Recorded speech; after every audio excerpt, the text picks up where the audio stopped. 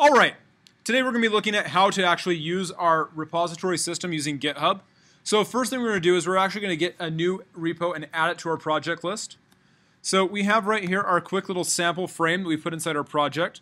And this is our GUI project with a name. Remember, we have to make sure we name our GUI project, Remember, we have to make sure that we name our projects for GitHub with no spaces. Otherwise, we're not going to be able to add them to our repo properly. So I've got my project over here in Eclipse. I'm going to go ahead and minimize that down. We don't need to worry about that right now. I'm going to go over here inside my workspace. And as you can see right here, I have this GUI project listed as a folder. No spaces on that. I have this other project with logcat error. I would not be able to add because it has spaces in there.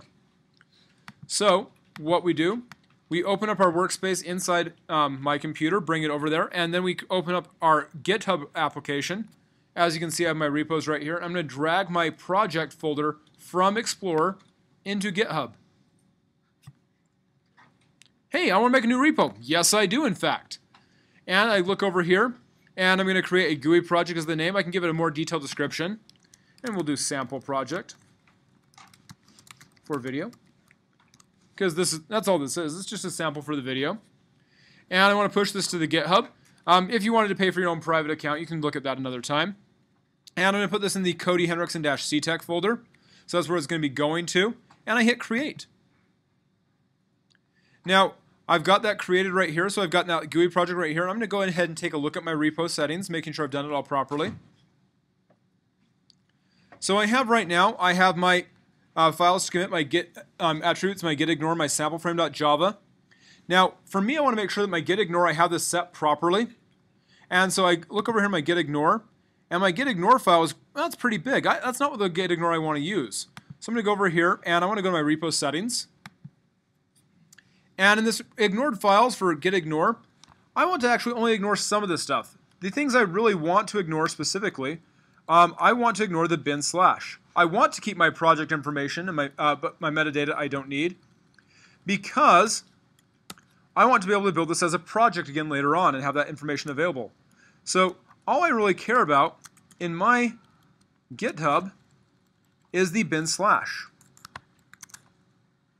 All of this other stuff right here, since this is an Eclipse project, I don't have to worry about those other pieces.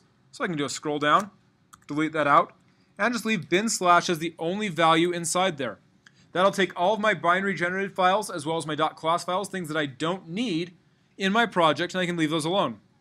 And I go ahead and say update for that.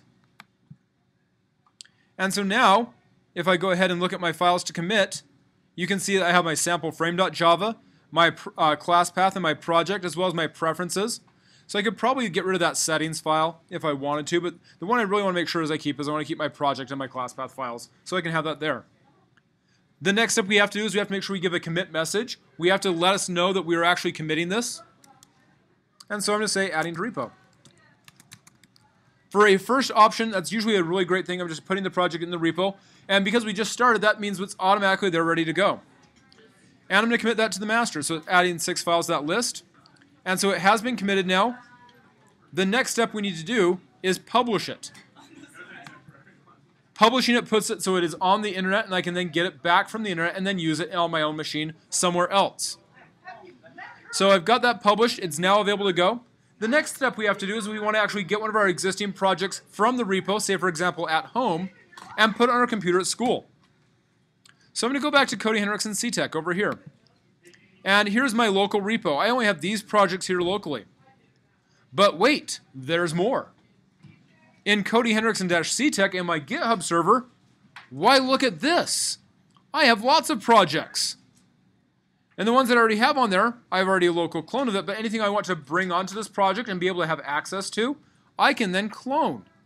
And so what I do for that is I go over here, and I'm going to clone the Android menu testing project. I choose clone this directory. It then clones it,